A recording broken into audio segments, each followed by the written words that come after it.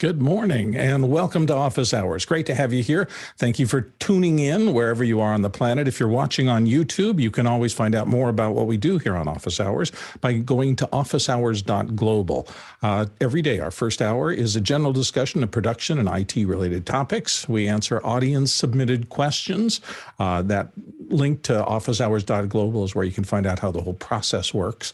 Second hour is typically a deeper dive into a topic, and I would imagine that some of you at least know that we're going to be talking about NDI, the transfer digital protocol today. And we have a special guest from NDI who's going to be talking us through the process, answering all your questions. So if you're interested in that, this is a great day for you to be here. Welcome. So let's dive right into our questions. What have we got? Diving away, Bill, with the first question in from Patrick Shones in Little Rock, Arkansas. I'm looking for a way to add a light in my studio to indicate when we're live on Facebook or YouTube. Anyone know of a cool build to accomplish this type of tally light that polls Facebook or YouTube live status? And we're going to start with Alex. Alex. I mean, you could probably, there's a whole variety of ways of polling the status. I'm not sure exactly how to go about that. One thing to think about for the lights that I think is really cool is some studio lights used etched glass. And so they have an edge, edge LEDs, and then they etch the glass that says on air, or it might say YouTube. And you could set it up where you had two different pieces of glass with two different lights, or one piece of glass with two etchings and two sets of lights, where I could say it's live on Facebook or live on YouTube or live on both. And then, you know, the exact process of telling those lights to go on is probably some kind of Arduino or Raspberry Pi operation. And Mitchell. Yeah, I agree. It's probably some kind of Arduino, some type of back end. I know that with when we do it on Zoom, you could probably do it with OBS or with Izzy, whatever. Yeah, Isadora. Isadora, sorry. The one thing that you might find easier is the question is do you need to poll YouTube to know that it's live, or do you need to just tell it that you're going live? It's going to be easier for you to tell the light to turn on when you turn an encoder on than it's going to be to poll YouTube or Facebook to find out when they're going live. So if you're the one starting the live event, you should be also able to send the command either remotely or locally to that light to turn it on. There's also a device made by Henry called a super relay, which is a great interface. If you have a contact closure somewhere, you can engage the super relay to either switch the power to your on-air light or a contact closure that just powers the LED on the back of it. So those work well. And then in a pinch, there's an easy way to get it to work. You just reach over and you turn it on and off, which is the cheapest way to do it. And John Wallace has some thoughts. I just posted a link in chat. There is a YouTube API where you can specify a channel ID and get the live status. Then you could leverage that to then send a command out to the light switch to turn it on using like an Arduino or something. So all the code you would need is right there. Looks to be pretty simple. Let us know how it goes. If you look at Mitchell's example, what we call that is manual automation. You go. I wonder if anybody's tested that to see if there's any latency, because if you want to know when you're actually on the air and there's any kind of delay, I would imagine you could probably wouldn't be more than 20 seconds. So not a problem at all. 20 seconds. All right, let's go on to the next question. Thanks, everybody. Next one in from Guy Cochran in Seattle, USA. What are your thoughts on today's $200 to $300 price drop of the A10 Mini Pro and A10 Mini Pro ISO? Sky's going to start us out. Well, I think it's great. But it also usually means they're coming out with something new in the near future. But it also means that the whole chip shortage is now apparently caught up, and so they're trying to unload the soft or the material so they get the next stuff in. So those are my thoughts. But I have both of those pieces of equipment myself, so I guess I maybe should have waited a year. Courtney. Yeah, the A10 Mini Pro is a great price for a buy-in at $295. And I did notice that on their price list, they've dropped the A10 Mini. So maybe they just dropped the non-Pro version. which it's not near as useful as the Pro. The Pro adds so many great features over the Mini that the price differentiation probably wasn't enough to keep making the Mini without the Pro features. So it may have dropped, and I don't know if there have been any drops. If anyone's checked who's buying the SDI versions, did they change the prices on any of those? Alex. Yeah, I don't think that. I think that I have a feeling that what happened is they just got a lot more efficient at making them. They're making so many of them. A lot of times, the price that you pay at the beginning of a product coming out is paying for the R&D, it's paying for the tooling, it's paying for a lot of other things. And then at some point, for a while, you might take advantage of the increased margin as you become more efficient, and then you become more aggressive in the market. And so I think that that's kind of a pretty standard business model is first pay off the costs, then tap some margin for a while, and then go after a wider market again, where with the original margins, but at a lower price. So I'm going to guess that's a pretty standard business model. That would be the most boring answer is they're doing what everybody typically does with a product cycle. Mitch. It's also kind of cool that if you need to transcode HDMI to video, that the Mini Pro now is the cheapest way to do it instead of buying separate boxes to make that happen. It's just a great way to do it. Now it's cheaper than ever. I wonder if those ATEMs are going to go into business school as an example of the product at the exact right time when the world needed a small desktop video mixer because everybody was doing work from home. There they were with a really fine product. And the interesting thing is luck is, of course, when opportunity meets preparation. It's not like the Mini was released before COVID. So the Mini was just in the right place. They had figured out that they wanted to go after that kind of wider market. They had kind of moved down that path. And so then COVID just kind of pulled it all into that. And the big thing, I was just talking to someone else about installed bases. And I think that's the real advantage that BlackMagic has now is you can start with, let's say you have a conference and you might have one big keynote room and a bunch of smaller rooms. You could be using the extremes for the smaller rooms, and people are learning how to do it. And I can teach someone to use an extreme in a couple hours, and they can cut a good show. Now they're getting used to the software. When they move from the extreme to the constellation, the software is almost identical except for more features. We have to talk about multiple MEs. We have to talk about other things, but there is this incredible smooth slope from a student doing this at a very low price all the way up to doing a very complex event, and it's a really, really compelling business model. So that's all I'll say. All right. Let's move on to the next question. Next question from Chad Lafarge in Columbia, Missouri. With 9 Gray Matter episodes published, I know we're experimenting with production workflows. Can you talk about some of the potential tools and methods we're exploring? Yeah, Chad and I were working on this last night. Sorry, I just jumped the gun and started answering because I think it was for me.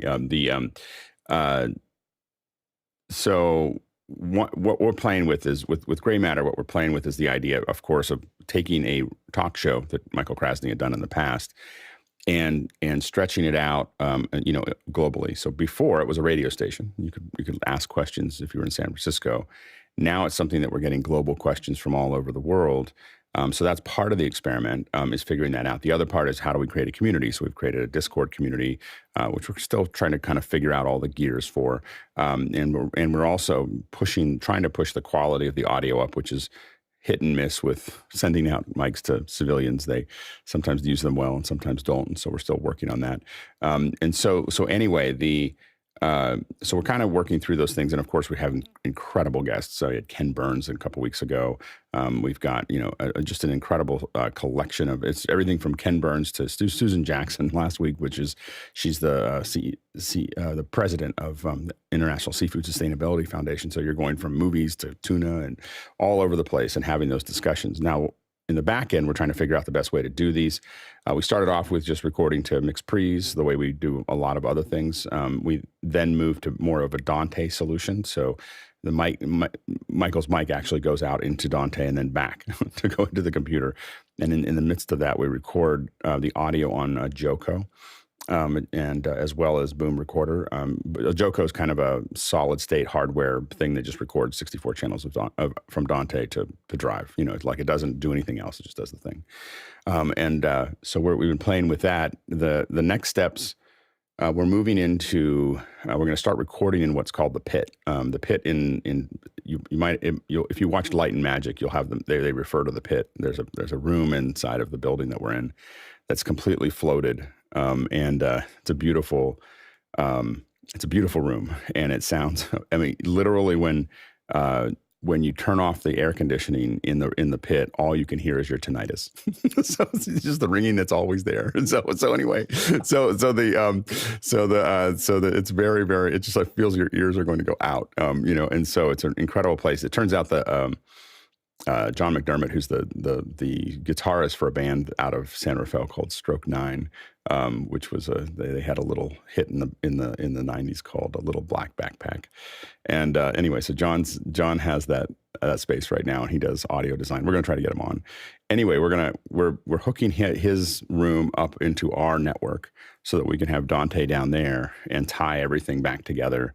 So that we rerouted stuff in the building so that we can get him on the network, and so we're going to be able to record from there. And so we have one recording coming up next week that we'll do down there, and we'll start putting Michael down there. A lot of it's just trying to get rid of all the ambient noise that's there. The other thing we're trying to do is figure out how we're going to do video. And so we've been experimenting with Zoom ISO, which has been, the Zoom ISO part has been fairly successful. It took us a little while, to get out all the bits and pieces there. So you'll see me every once in a while suddenly appear in after hours and then jump into the ISO as I'm working at the ISO room to figure out how to get this all working. One thing we learned, we've been frustrated with webinar. Meetings work fine. Webinar has just been a little clunky, as I think we all know that webinar is a little clunky. And so so we decided, we're going to try to stream to Discord, and then we found out Discord was clunkier than webinar. So the streaming to Discord, I did it because Leo was streaming to Discord. I was like, that'll be fine. Then I talked to them, and they were like, when it overflows, we just go to Zoom. I was like, okay, well, I'm not going to. So Discord, the problem with Discord is, number one, is it can't see the memo camera. So Zoom can see the memo camera, but which we were trying to figure out whether we're going to use an ATEM or memo. Memo Live, the camera doesn't show up in Discord. So that's one problem. The second problem is that the stage, which is, they have the stage is audio only. Why you would call it a stage when it's audio only is, odd. And so we thought that we were going to be able to put it on a stage and stream it out to a bunch of people, but it's audio only. I guess they looked at Clubhouse and they were trying to copy it, and they just put this they just kind of hack this thing in. It's dorky. And then they have a video channel, but if you get up to 25 people, it turns off the video. It goes to audio only if it's more than 25. So Discord, in our many dead ends, has turned out, we were like, okay, that's not going to work. That's not going to work. So I think we're going to stick with this week. We're going to stick with the webinar that we did before. We don't like the webinar partially because the scheduling is so weird.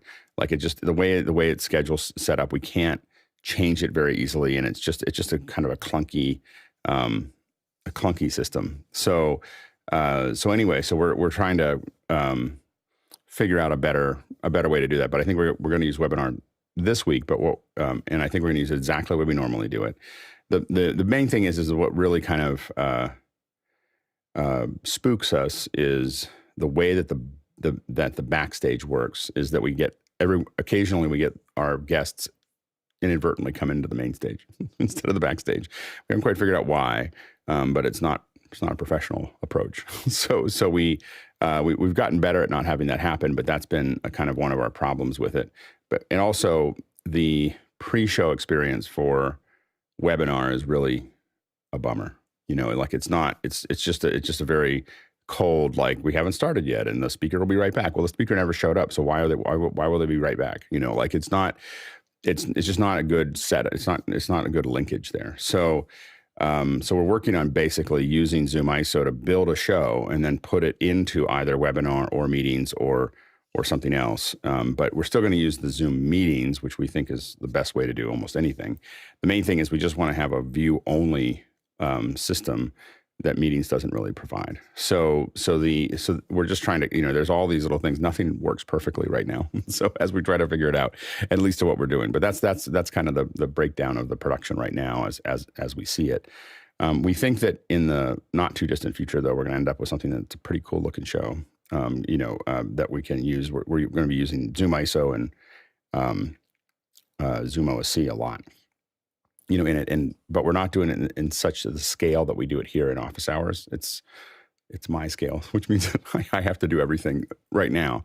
And I'm doing it mostly as a lab. It's a radio only show. We can just put out a podcast, but I'm doing it as a lab for me to make sure I learn all the little bits and pieces that I want to put together, because otherwise if I don't have my head fully around it. So that's what we're doing right now. So we'll keep on giving you updates as we work through it. If you ask about once a week or twice a week or twice a month or something like that, I'll tell you where we are right now. But it's an interesting little adventure. It's interesting, and everybody here is keeping our eyes on it. So best of success as you keep going down this path. We're all having fun with it. Let's move on to the next question. Here's Douglas Carmichael with a question. What USB-C Thunderbolt docks does the panel recommend for the MacBook Pro? Starting with Peter Sargent. Well, back when I was traveling a bunch, I found that Other World Computing has this little tiny square dock. It's called the OWC Travel Dock E. It's a USB dock, and it stores its cable built into it like that. And it's a gigabit Ethernet, 2 USB 3.2 5 gigabit ports, HDMI 2.0, USB-C, and a SDI for card reader. And it's nice and small and fits in my backpack really well. It hasn't lived in the backpack in 2.5 years, but that's a different problem caused by the reality of life. It works very well. And I'm a firm believer in the OWC docks, but this one actually travels well is the key. And it will pass up to 100 watts of power through the USB-C port. So, for the older style MacBooks, it would actually allow you to plug in the normal power adapter and it would pass through correctly. And Mitchell. Yeah, I like Peter's suggestion because I'm using on my M1, the bigger brother, but I can't imagine traveling with that with a MacBook unless it's docked somewhere. So I yield to Peter's better answer. And I think a lot of us have had really, really good results with OWC stuff. They seem to really have their production, their manufacturing and back-end stuff all together. I've known a few people who have gone out of the industry and gone to work for them, and they say they're really a first-class operation. John Wallace has another thought. The CalDigit TS4, I've had a lot of luck with, and there's a couple StarTech docks that we've used that have been really great for me, being able to use them between like a Windows and a Mac machine. Just keeping the same dock in place has been helpful. Excellent. There you have some options. So let's go on to the next question. From Chris Widener in Lafayette, Indiana. Chris asked, there are many different approaches to documentary style when it comes to animating for short form features. Are there any tools you can suggest for going straight from storyboarding to actual animation for beginners? And Courtney's going to start us off. Well, I looked this up, and I think it depends on whether you're just talking about 2D animation or 3D animation, cell type animation, traditional 2D animation.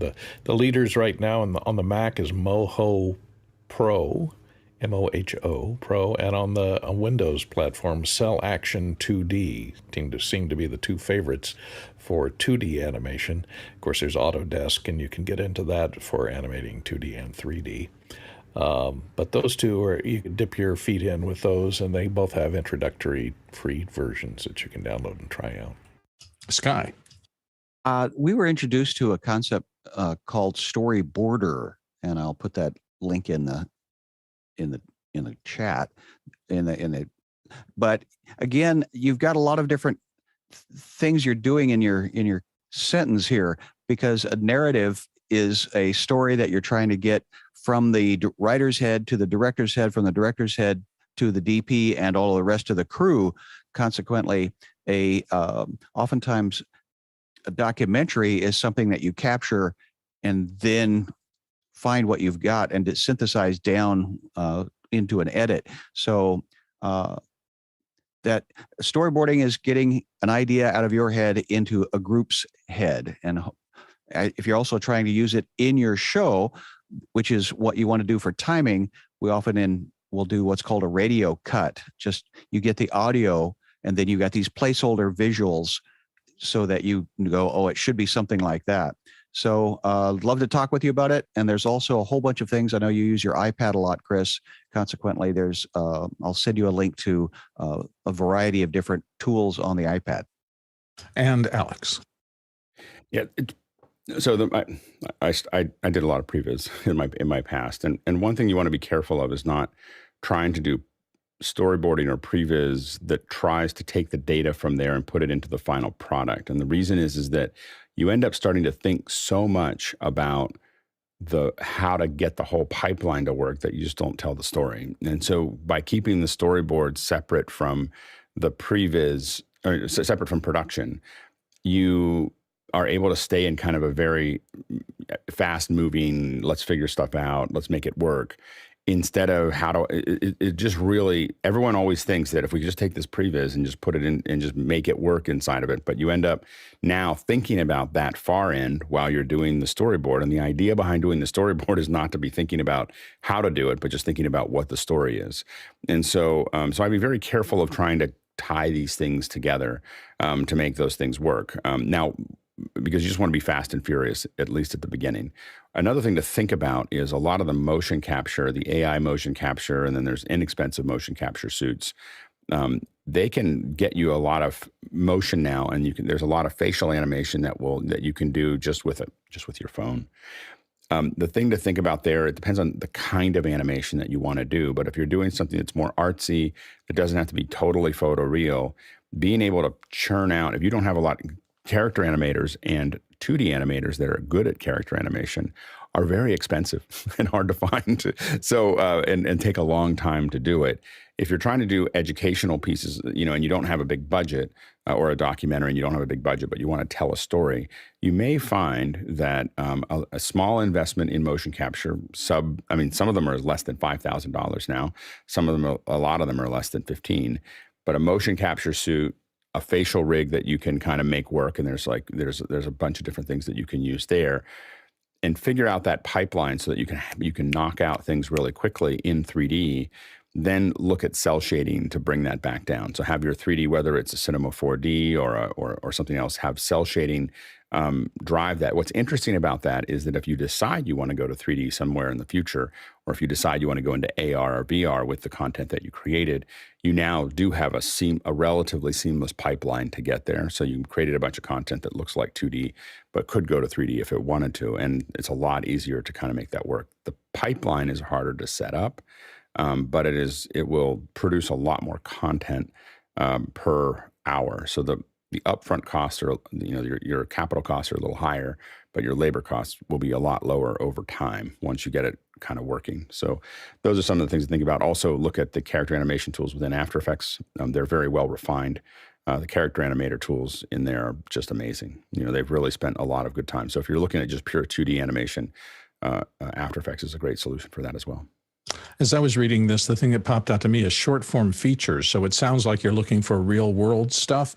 And I think Alex triggered me to think that there's always this gap between showing a reality based idea to somebody, because that gets imprinted on them, versus an abstract. The traditional storyboarding, where an artist would literally just draw forms, does allow, in my opinion, all the rest of the craft people to kind of imprint their ideas on top of that. When you go out, and I used to do this a lot for corporate work, go out and shoot the actual site because I knew that would resonate with my clients, but that's for training or something like that. That's not for narrative.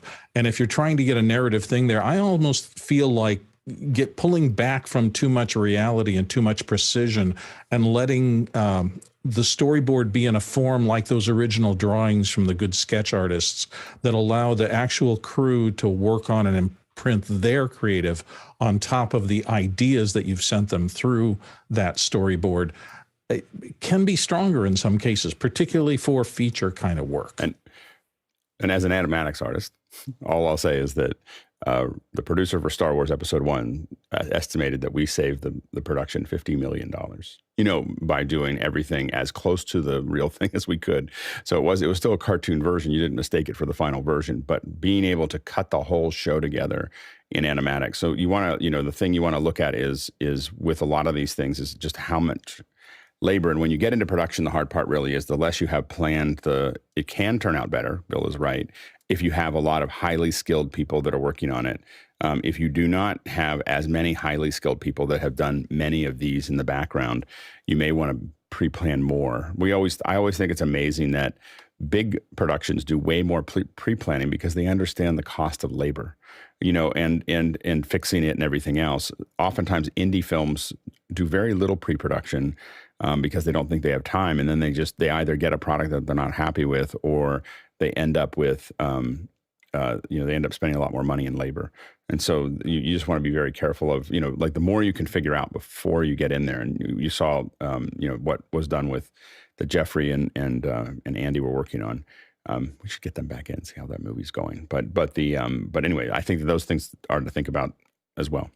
I absolutely cost of labor is the most expensive part of a production. Yeah, if you're on a bunch of college friends and you are doing it, and the labor is the least of your expenses, then have fun and play around. But when millions are on the line, the more planning is always more better. Let's move on to the next question. We've done a good job at this one, I think. Question from Sky Gleason from Seattle, Washington, also here in the panel. What software systems are DJs using to play back music at live events? John Preto's going to start us off here. Windows Movie Maker. That would be the one there, Sky. The one that I see most of the time is Serato DJ Pro. Alex? The one that I've seen the most is DJ Pro. Oh, maybe it's made by Serato. Is it DJ Pro? DJ. It's a different one, I think. But DJ Pro, DJAY Pro is the one that I see. That's Algorithms program, I think. Am I right about that? Is that the company that makes it? Anyway, if Alex is finished, let's go to Mitchell. Yeah, I think that DJ Pro comes with Pioneer, which is like the preeminent DJ equipment manufacturer. And then the other, the lone survivor out there is Traktor Pro. I think they're up to version 3. And Sky.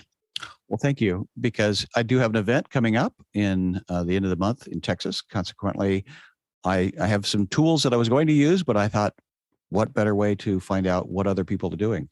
So thank you. And John Wallace has a last thought here. Yeah, the DJAY in the App Store. Very easy to use, integrates. Alex mentioned it. I've been using it for years. They've been pushing a lot of updates into it. It has a great auto mixer, so you can set your playlist and it'll do the DJ things. Fair enough. Okay. They have an auto mixer? I haven't used it for a while. They do, yeah. It's really nice. Does it work well? Does it? Okay. Yeah, it works really well. Play with that. Okay. Interesting. AI comes to DJing. Let's move on to the next question. Gordon Lake in Los Angeles, California. When recording 8 Zoom ISO feeds for post-production, is ATEM ISO Extreme the best cost-effective solution? And our friend Guy is going to start us off. I haven't seen him in a while. Hi, Guy. Hey, Bill. Yeah, it's depends on what you already own, and if you want to do it with software, if you have like Mimo Live, or if you want to try out Wirecast, those are options where you can add the cameras, and then you can, with a monthly subscription with ISO, you can just record directly to your hard drive if you have a fast enough hard drive. So that's the thing, is what format do you want to edit in post, and what do you want to record in, because there's some size limitations there. But you can record ProRes not only with Wirecast, Mimo Live, but on the PC side, you could also use NDI Recorder by KiloView. So that'll give you up to 20 sources. And it just depends on your system if it could actually handle all that. But as far as the ATEM, that's a pretty good bang for buck, as long as you have, big SSDs.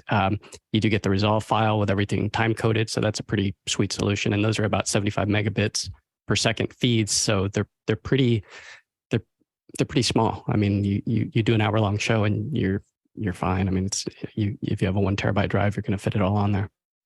Nice. Sky Gleason? And yes, I was able to do that with a piece of equipment from Guy Cochran, actually. And we put it onto the little SSD drive. And it was just magic, because I come from the era of you didn't have the same time code. You had to go try to sync it up and find either a clapper or the audio to do it. And that it would all come in one package inside of Resolve. And you would have 8 different layers already synced. It was... The value right there was, again, back to the previous question, the labor alone saved you so much time. So it is a great solution, the ATEM ISO. Yeah, Resolve and ATEM really work together beautifully for that. Alex? Yeah, I think that with the software record, the real challenge that you have is that you can ask your computer, as Guy had alluded to, you can ask your computer to do more than it can do. So it's easy to get. And the result, we've seen this in the past when folks have done a variety of other types of recording that aren't hardware based.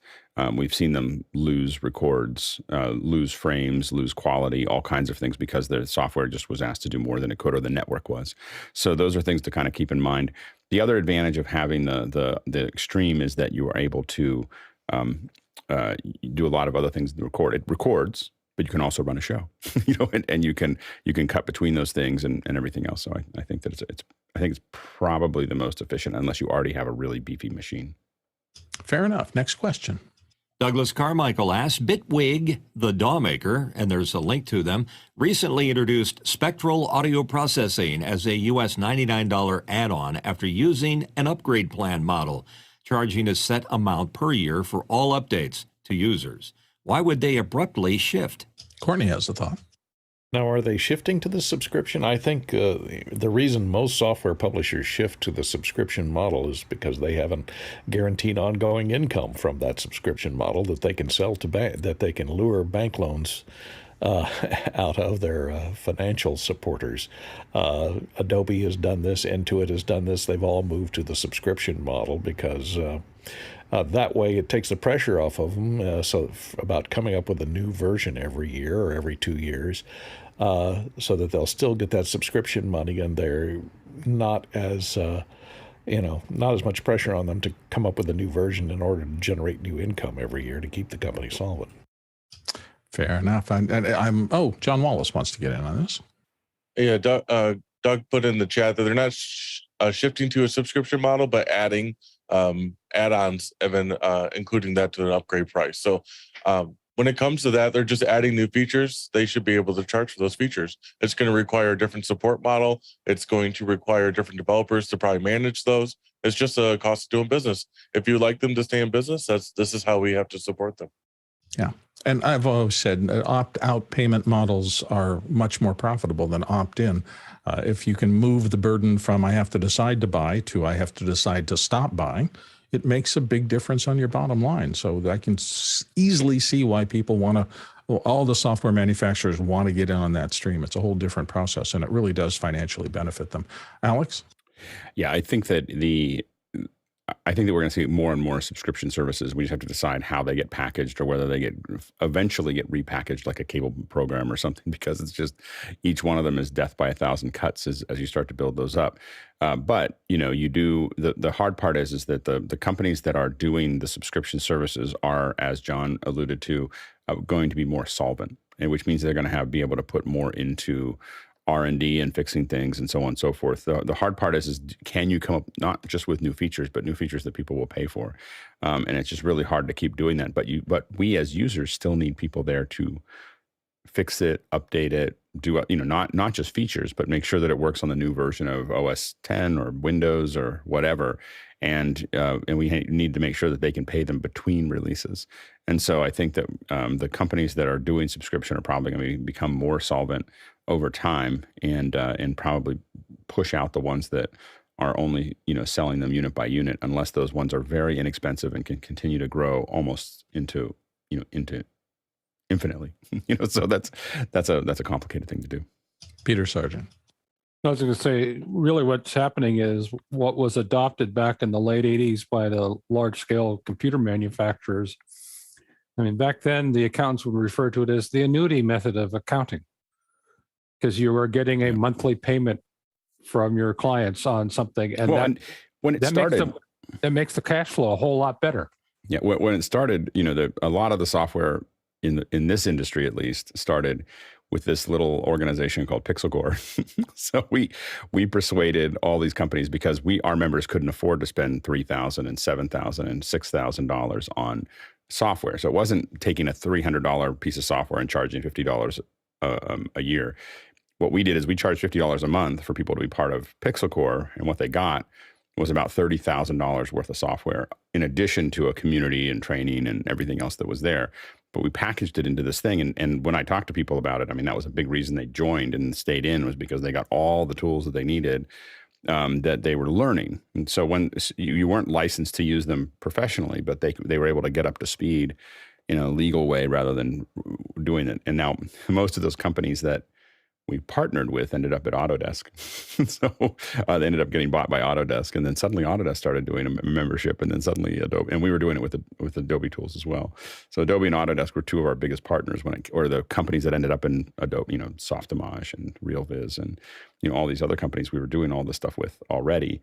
And I don't know if we started it, but we definitely were on the front end. Now our goal was to make it a fraction of the cost that you could never even get to the yearly cost that you would have, and you'd still have access to all of those things. That's not how it turned out. So anyway, but our goal was to wrap them all into one membership that you would be able to make a monthly payment on, and it would go out to all of the software developers. But it got broken up into little pieces. And Peter, I think you've already gone. So is it Courtney next? I think it's Courtney next. Yeah. Yeah, in this case, as you were talking about, Douglas, where it's an additional $99 onto their subscription, what this may be is maybe they've acquired this spectral audio processing from a third party. And that third party, they don't want to give up a portion of their subscription fees to that third party, so they just decided to experiment and make that plugin available for an additional single pay of $99 so that they can use that to calculate royalties to the person or company that they licensed that from. That makes sense. Let's move on to the next question. Jeff Cohen from Miami Beach, Florida. Jeff asked, have an audio-video sync issue that seems more prevalent by the time it gets through Zoom and YouTube. How does one calculate the exact audio delay necessary to correct it? Any tools or sites to do this? The Alex Balloon Pop? And Alex will weigh in on the balloon pop. I've never used a balloon pop for this, but the so I just want to set the record straight. There's been we use balloon pops occasionally, or we do sweeps to calculate resonance, but we don't necessarily do it to calculate although a balloon might work really well. I mean, you would have a momentary visual and audio hit. Generally, what we've done, the easiest way, the most techie way to do it is using Matchbox. It's made by Hitomi. And so it can do it relatively quickly in real time while you're watching it. You play its signal, and it will look at that signal, analyze it, and that's how we've calculated it in the past. The less expensive version of that is just get a slate. Buy a little slate on Amazon or anything that you can smack together. Slates are nice because they just have a really nice. You can close them real quick. So what you do is you just start recording on YouTube, and you close it, and then you download that video. Take it into your favorite NLE and just look at what the difference is. You'll see a little hit in the audio, and you'll see the first frame that it was closed on the video, and you just pull them together. You figure out how many frames those are. You dial it in. The only thing to know is that typically there's a delta between if you sync your live video, or if you sync your recorded video on YouTube, it will be 30 milliseconds off of the live, and we don't know why. It's just the way it's processed. We've done some tests on it, and so with the predecessor to Matchbox, that the live and the recorded version of YouTube are 30 milliseconds different, or it has been in the past. And so we have to test. We haven't retested it for a couple of years, so we'll have to test it again when we have a Matchbox back. And so you might end up a little behind if you sync it in your live stream, but it'll be right on for your record. Or if you usually what we do is we set it for the record, because if your voice is if your video is just a little ahead of your audio, it won't bother the viewer at all. It's the audio being behind the video the audio being in front of the video that's hard. And the reason for that is that we as human beings have to correct for the video getting to us the speed of light, and sound is going the speed of sound. We're used to people doing things before we hear it. And so our brain automatically adjusts for that. Whereas we're never in the real world, we never see the audio get to us before the video. That bothers us a lot more as human beings than the other way around. So if you're off by a frame, you want your video to be ahead by a frame instead of behind by a frame. Guy Cochran. Yeah, as Alex said, our friend Frodo Joseph put up these sync tests that you can watch on YouTube. I'll put the link in the event chat. But basically, you would. What I've done is I've just played this out on my iPad in front of the camera, and then take it into Premiere. So I'll do a cloud record to make sure that I'm feeding the system all the way up to Zoom or YouTube, whatever you want to, wherever you're going. Take that into Premiere, download it, take it into Premiere, and then look at how far you're off. And his if you see like I'm 4 frames off, it'll give you the exact millisecond number. So let's say I'm 5 frames off. I know that that's 167 milliseconds, and you'll see these line up. You'll see that little, so you can't hear right now, but there's a beep every time that it hits that 0. So as it's flying by and it hits 0, you'll see it light up green. I'm probably not fast enough to actually pause it on it exactly. No, I'm seeing it okay. Yeah. Yeah. Well, I can't get it. But anyways, you get the idea. I'll put the link to those in the chat, and you guys can download them and run it through that cycle. And nice. And just want to say, we've used a lot of different video playback versions, including Photo Joseph's, and we usually find that it's hard to get right on. It's hard to be as accurate as a slate, like a little wooden slate that goes whack, and then we measure it there in our NLE. That has been the most accurate, inexpensive way to do it. The problem with video is that you're depending on all the video systems that play it out and all the audio, and we found that it's not so much the video itself that's inaccurate, it's the process of doing a playback. And we've had 3 or 4 different videos that we use for that. I even made one that we used for a long time, but we found that was a hard thing to get perfect without the two most accurate ways we found to do it is with a slate and with the Matchbox. And Sky Gleason has a thought. Well, I'm just offering up yet another imperfect video, and I put the link in from Twitch, and it's a similar concept to what Guy has already put out there. But again, it was a tool that I used in my house of worship to try to get this solution. But I like Alex's.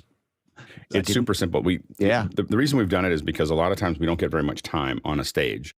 So when we're doing stuff, and they've got executives up there, and we've got our little minute.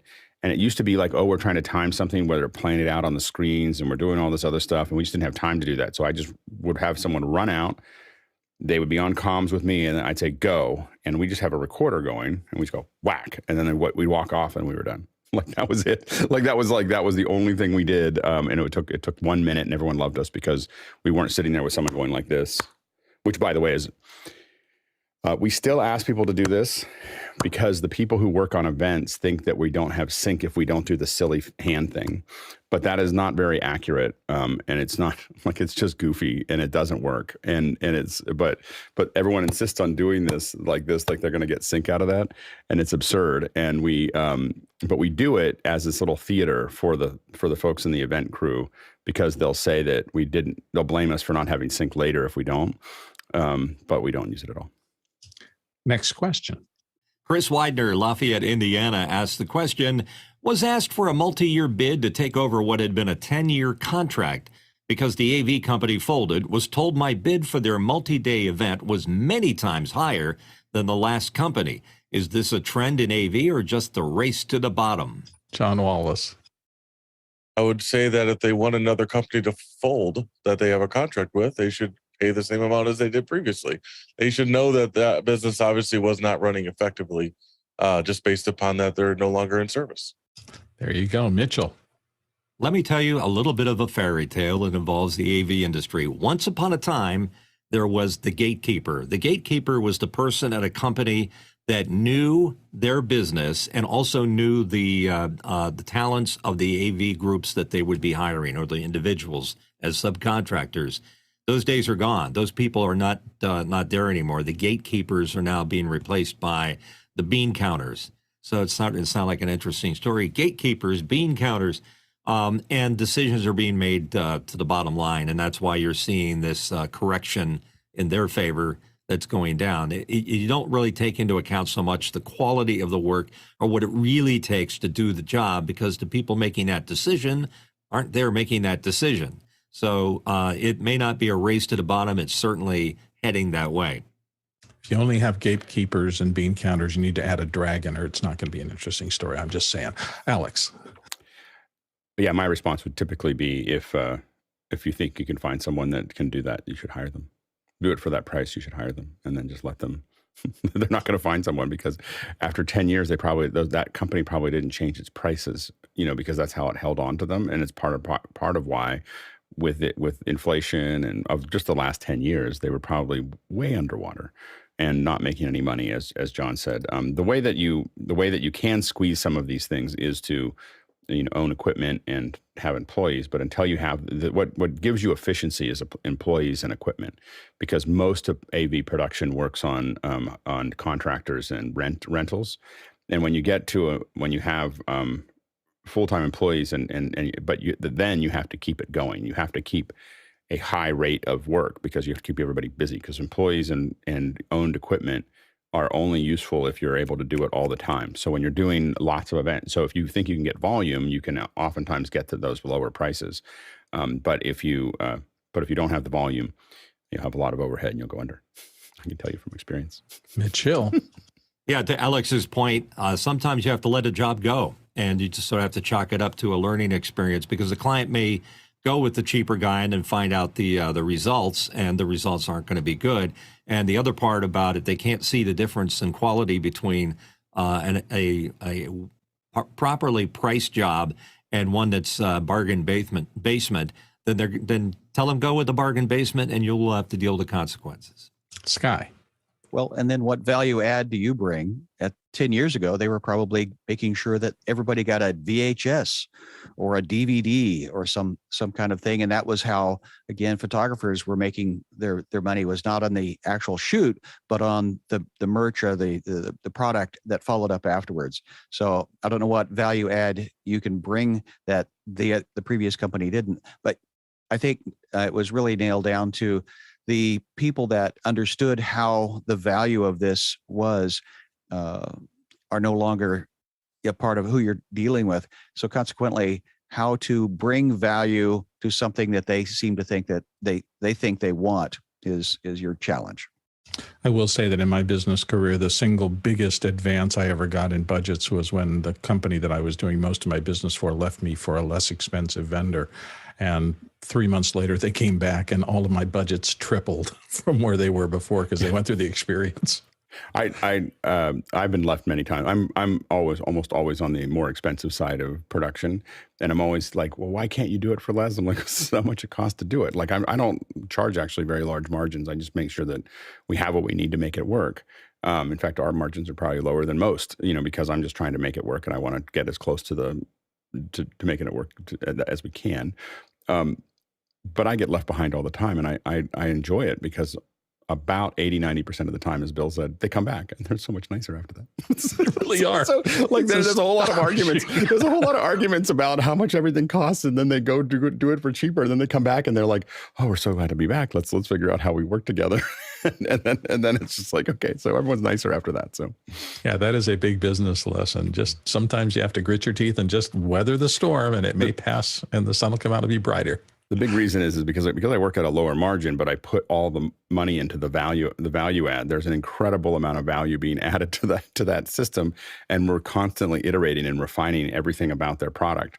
By the time you let me do 5 or 6 of these, and when you go to somebody else, it's so far behind because every show for us is different. Like every show I've added 6 more things or done a bunch of things. We're not changing that price. We're just making sure that it's getting better and better and better. The lighting, the cameras, the audio, the flow, the everything. And so most people just try to chalk it off and do the same thing over and over again so they can make more money. Like how do we make it more efficient and make higher margins? And I'm like, how do we make it better? And then that really makes it a really competitive advantage to it. The last thing I'll say on this before we move on is that I was talking to the CEO after that happened, and I came back and I said, well, it's good to be back. And he said, yeah, and sorry we made that mistake. You guys understand our culture. They didn't at all. Right. And that was the value add that we were bringing. It wasn't the big things. It wasn't the money things. It was deeply having paid attention to their corporate culture and understanding how they did things that made the difference. Let's move on to the next question. We could do this for Robert hours. Green from Los Angeles asks, for our Mac guys, which PC would you add to your workflow? Would a NUC work well for vMix? John Wallace is going to start us out. I would stay away from anything small form factor. You really don't want to have the PC decide when it needs to ramp down due to heat or power constraints. So I would definitely look into a larger machine. I'm just not willing to risk that. When I built my vMix machine, it's a full tower. I have a graphics card built in, proper cooling. I just don't want to run into a situation where all of a sudden I'm getting throttling or stuttering, and it's because it's in a small case. There you go, Guy.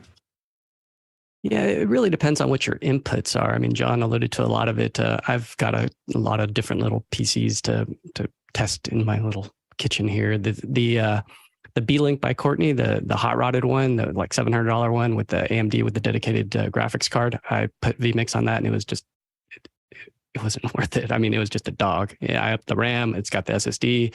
It's got dual NICs. I thought that it was going to be a champ, but no, it's been relegated to other uses. So it depends. Are you taking in NDI? Do you need to take in SDI? So I also built an Alienware with a BlackMagic Extreme card. That's how I can bring in SDI or bring in 4K. So I went from having the kind of $700 computer to the $2,500 computer, which is much better. But the other thing is, can you just go in the cloud? Because Shadow PC for $50 a month, you can play to your heart's content with vMix on there. There's a 60-day free trial. You can install it, see how you like it. And then if you want to go hardcore, then we got lots of good AWS tutorials from last year that we put up on how to do it in the cloud. And that's only $1.50 an hour. So, and then you could take in SRT, you could do Zoom with either screen scraping or with Zoom Rooms and bring an NDI that way. That's how Greg Gibson does his shows, and those go out to broadcast every day. So a couple options there. And Courtney. Yeah, I kind of agree with John that a full-size cabinet-based one, you can get, there's some new ones coming out. The B-Link by Courtney has a new one called the SCI 12 i5, which is a 12th gen Intel that's coming out in about 2 weeks. That remains to be seen. But if your vMix is your core operator there that you're going to use, I'd go with something that you can plug an NVIDIA card into. And NVIDIA cards are getting a lot cheaper now that there's been kind of a collapse of the crypto mining people out there. So there's a lot of them being flooded onto the market. And so the prices are getting a bit cheaper to buy into the 30 series boards, the 3060s, the 3080s up there. Guy wanted to come back in on this. Yeah, one quick note. If you do decide to go the laptop route, be very careful about looking at those numbers like 3060, 3070, 3080 NVIDIA graphics cards, because they are not the same. The mobile version does not match up. So when we run Cinebench test and run the numbers, it's drastically different. So do your research. I have one of the Razer laptops. It works pretty well. It's got a 2080 in it. It's done well for its time, but when I got the Alienware, it was like, wow, it's just so much more power. So test, and you're doing a good job by asking questions and see at what budget do you want to spend, because you can go all the way up to Puget Power or Puget Systems. Sorry, Puget Power is our local power company. Puget Systems has dedicated vMix systems on their site in all different price points, and I'll put a link in the chat. Okay, we've got about 10 minutes left, and we've got our guest coming in, so I want to make sure that we move along here. Let's get to the next question. Gordon Lake in Los Angeles, California asks, crews in most cases are no longer required to wear masks. When a client makes it optional, should you require your crew to wear them anyway? Alex. Unless, I think that most likely, most of our crews are still required to be all vaccinated, and then they wear masks when clients are around or whatever, but we don't usually do it. I mean, for larger events, and definitely ones in LA, we still do it. It has to be N95, by the way. Like all the other ones are useless. like cloth masks are just goofy.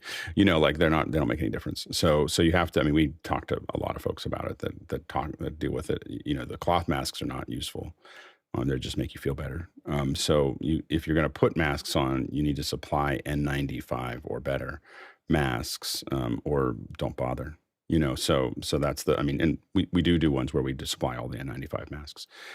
Usually it's driven by our client, though. I mean, I don't know, people are walking out of your space and then taking them off and then being out in the world. I'm just not sure if it makes any difference anymore, because there's not enough people wearing them at any point in time. There's no sterile space anymore. So I don't know if it's particularly useful to do it at this point. Mitchell.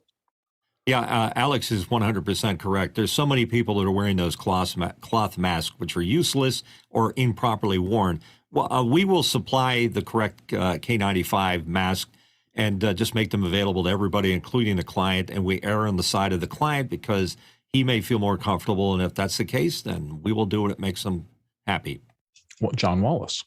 If you really care, also training the crew members on how to take them on and off. Make sure you're not reusing them. Once it goes off, it goes in the trash. All those things are actually make wearing a mask useful. Wearing the same one all day long is not going to help anybody. Courtney. Yeah, things are changing a little bit on the union side. The return to work agreement, which is the agreement that covered COVID-19 protocol on the set, is expiring, and I think they've extended it for the time being while they're renegotiating it to the next standard, whatever that is. But a lot of stars will have this in their contract anyway for the time being, that they will require the crew to be masked up. So you have to look into the writers if you're working with celebrities or high-level CEOs of corporations. They may have it in their agreement that the entire crew has to be masked. So make sure you check with the person, the client who is hiring you, to see if they have masking requirements before you just make a blanket decision for the crew. Let's move to the next question. From Douglas Carmichael, for those that have been on longer touring, traveling productions, how do you deal with the isolation and boredom that inevitably sets in during long bus rides and flights? And we could probably talk at length about this. Let's see if we can keep it reasonably short. We're going to start with Mitch Hill and then go to Alex. Mitch? I watch past shows of Mac Break Weekly. Alex? I usually have a stack of stuff that I want to get done and view. I do a lot of walking at locations, cities that I'm in. So I really love getting up at daybreak. Usually have breakfast just before sunrise and then wander around cities that I'm in. And it's a really great experience because there's nobody around. so it's I can see, like, Rome at daybreak is stunning. By 10 a.m. it's worthless. Like, it's just, you don't want to be there because there's so many people. Sky? I ingest a lot of podcasts, and consequently, the things like Masterclass are now available, and you can download those and have those on your phone or your iPad or something like that. So I continue to try to do my professional update and stay up to date with things. Peter? Well, I'm with Alex. I like to get up when I'm in town. I like to get up early in the morning and take long walks and just see what's going on. I don't know. I don't care what city it is. As by about 10 o'clock, it's worthless. So I'll extend your point. But the other point is, my kids used to kid me a lot when they would travel with me. Is as soon as I sat down in an airplane seat and fastened the seatbelt, I was sound asleep until the wheels touched down at the other end, and they never understood how I could do that. Courtney?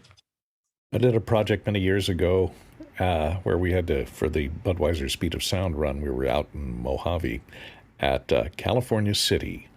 And trust me, there is nothing to do in California City. And this was before the internet. I was so boring in that town, and you're 100 miles from anything, that I went to the cemetery one day because we'd be finished by 10 o'clock in the morning, and we'd have the next call was 5 a.m. the next morning. So I went to the cemetery and discovered there was no one buried there. It was such a boring town. No one even wanted to be planted there. Oh, weird. Not that he's bitter. I have two answers to this. It specifies during long bus rides or flights. So for me, Audible has been my salvation. I can listen. I usually have 3 or so books on my watch, and any of them with my AirPod Pros will just play into my head, and I can be on the most boring thing in the world, and a good story done by a good storytelling will keep me going. If I'm in another town and it's not on a bus or flight and I actually have time in between, art museums are my go-to. I always try to find the local art museum and figure out there must be something in there that's curated and interesting to look at, and usually I'm right. Let's move to the next question. From Chirag Cheetah in Dallas, Texas, any good XLR alternatives to the Rode Wireless Go? Alex? I mean, you can take almost any mic that you would put into the wireless and adapt it for XLR, and then it's just a cable out to your mixer. So that's just if you have some kind of TRS 1/8 inch that you'll have to get. I think Rode actually makes the conversion from that. It takes a little bit of processing, so it's not just plugging it into an adapter, but they make, I think it's the XLR V2 or something like that will convert to XLR for you. And Sky, real quick. Yes, just make sure that the difference between the Rode Go and the Rode Go 2, the TRS is different. So make sure you get the right TRS to go into that. Perfect. Next question. Robert Green from Los Angeles. Follow up for Mac guys adding a PC. What tools would you put on the PC you don't have on your Mac? And Peter Sargent's going to start us off. Two things. One is I have a bunch of Birddog NDI cameras, and it turns out you can't update them without a PC. So I have a B-Link. So I have all the NDI tools and all the Birddog tools sitting on that B-Link PC to do that work. But other than that, it kind of sits by itself and sits over in the corner on my rack until I can update the tool sets. And Mitchell Hill's going to finish this up before we make our transition. Mitch? vMix. Oh, that was quick. Okay. So that gave you a lot of solutions. Thank you all for participating in our first hour discussion. It was great to have everybody weighing in. And thank you to all of our producers out there for adding, as always, a tremendous number of good tech questions that we could chew through today. Thank you. We have a special second hour today, so everybody's looking forward to this. This is going to be an NDI day. And NDI, boy, I was not on my radar before the pandemic, and I can't tell you how fast I understood that I was really lacking because I didn't understand this new technology that was taking over the virtual space in terms of connecting people the way it does. And we are incredibly lucky to have Robert Musso here, the Senior Product Manager of NDI Global. So we have a tremendous amount of expertise. For those of you who are tuning in today specifically, I'm sure you'll have a lot of questions, but if you use NDI in any respect, you have an unusual opportunity to get accurate information directly from the people who produce this technology. Roberto, I'm sorry. Good to see you this morning. Let's do a quick check and make sure we can hear you all right. How's everything going today? Can you hear me? Yes, we can. You're coming in great. I'm very pleased to be here. Everything is fine. I'm very excited to answer a question about NDI. Well, we should have a variety of them for you today. Can you start us off by giving us a little bit of your history? How did you get involved in NDI? Oh, so I started working with NewTek in 1999, so many years ago. And I was selling NewTek product in Europe. I built for many years the channel for NewTek. In 2016, I decided to move on a different business. You know, I opened my own company doing video production. By the way, I'm in an hobby van right now, and is my hobby van. And in 2019, if I remember well, when Vizarti Group acquired NewTek, I got an offer to be back and to help in the EMEA market, you know, bringing my knowledge and my expertise, supporting Vizarti people to, learn about NDI and NewTek.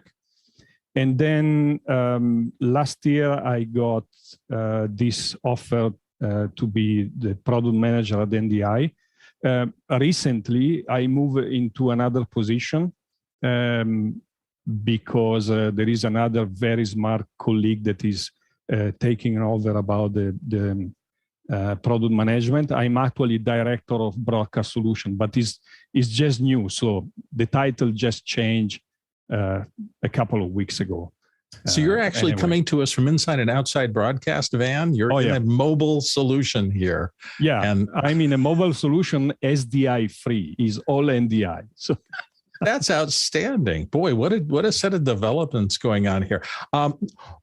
Tell us, are there new things that people should understand, new capabilities? What's been happening in the NDI space in your view? So mainly there was an amazing acceleration during COVID, of course, because so before COVID, we was really focused on make an ecosystem, mainly on one side for NewTek, on the other side for, I would say, non-broadcast company or partner like vMix, like Birddog. And during COVID, many broadcasters realized that NDI was the only solution that was probably working outside their building. So there was a big need for moving their production workflow in the cloud, and NDI was the only solution actually. And so we had to, we had a tremendous request from the broadcast market. And so we've been followed their request, and now, NDI is so successful in many other markets, not only in video production, in broadcast, in Pro AV. Now we are talking with many other market and partner. Is amazing. So another thing that is happening right now is that as NDI, we are moving to a different business unit. So we are no more, let's say, related to NDI, to NewTek. We are an independent business unit, and our goal is, we have two major goals: adoption, which is very important. We want to have more people using NDI. We think today we have something like 3 million users, which is quite big. And then, we need to increase and to improve the ecosystem. We need to improve the relationship with partner. And this is our goal. And is that kind of personified by the change to NDI Global? And how much, this is worldwide. Your product is used everywhere. Am I correct? And can you tell me a little bit about the switch to a global focus? Oh, because, the first very important move for NDI was to support PTZ camera manufacturer, no? And this opened a huge amount of adoption, a huge adoption, because the day after, every user that was using a TriCaster or vMix, they was able to have cameras, natively supporting NDI. Now we are looking for more. Pro AV, audio, much more broadcast. Just in the broadcast market, there are so many different needs in many different use cases. And we realized that what we have done was just perfect for many different markets. So the reason why it's now global is because, first of all, we are not looking only for some specific market, but we are looking for many different markets. And then it's international. We have partners all over the world. We have users everywhere. So that pan tilt zoom is where it came from, that camera control basically, and a video feed. What areas do you think you'll be expanding off? Is there research, or are your customers asking for specific different things that the people watching Office Hours here would be interested in seeing? Well, we have many requests from many different markets. And we are just listening. Our primary job today is to listen to the partner, to listen to the end user, and to understand where move our effort, to improve the technology. At the end of the day, NDI is audio and video over IP technology. And the way it works is so easy. The basic concept of NDI was really to say, hey, do you have a network, basic network infrastructure? You can do video production with your basic infrastructure with nothing special. And the way it works is just like that. Is like, I remember the first time that I bought a network printer. That was magic. I was able in my own network just to send, instead of having a cable or, fight with the interface, I was just sending to the printer a document and this was print. So it's exactly the same with NDI. The way it has been developed is exactly to satisfy this need to be super simple. And, to answer to your question, it's very difficult right now to understand and to define where we are going. We are now searching and understanding where to go. But video is everywhere, from mobile phone, to broadcast. So it's all about video. Yeah, I remember my experience the first time I was on a set where all the cameras were connected by computer cable rather than, BNC standard cables. And it was like a mind blowing, you just kind of came out of that moment saying everything is changing. It is never going to be exactly the same again. Exactly. And we have to watch this. How much, I would imagine that a lot of the technology and a lot of the requirements of understanding this come out of the IT side as opposed to the traditional video side. Can you talk a little bit about how that works? Oh, so this is very simple. I mean, NDI, we are computer guys, no? So for us, the approach to video and audio is based on computer knowledge. So, and for us, it's completely, I mean, if we think about SDI or the typical video connectivity, for example, is one way only. And so, as you said, having a cable that carry multiple audio video stream bidirectional, computer-based, this is mind-blowing because this is changing completely in the game. So the first approach was to make discovery and registration very simple. And at the beginning, we decided to use MDNS, exactly like a network printer, or when you want to send your video content from your mobile phone to your TV set. I mean, the discovery and registration is using MDNS. And this is what we have done.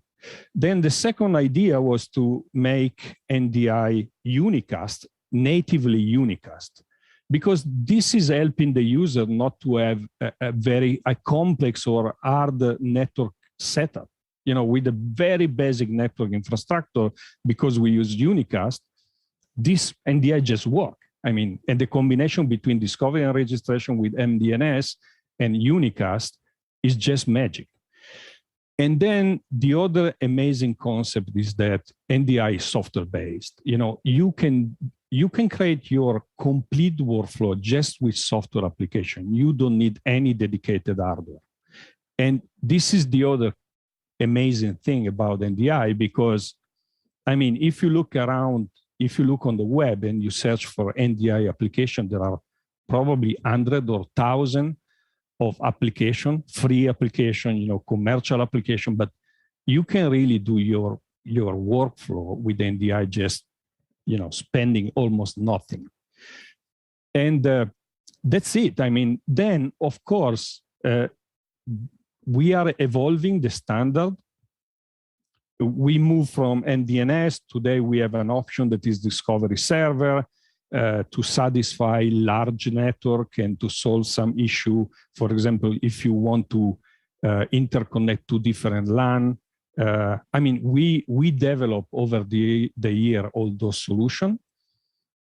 And we have a plan, of course, to increase the feature set in NDI. What is very interesting is that, I mean, all the feature set we are adding to the standard are for the user are completely free. So if you download the NDI tools, we introduced NDI Bridge recently. We introduced, let's say, a basic NDI router.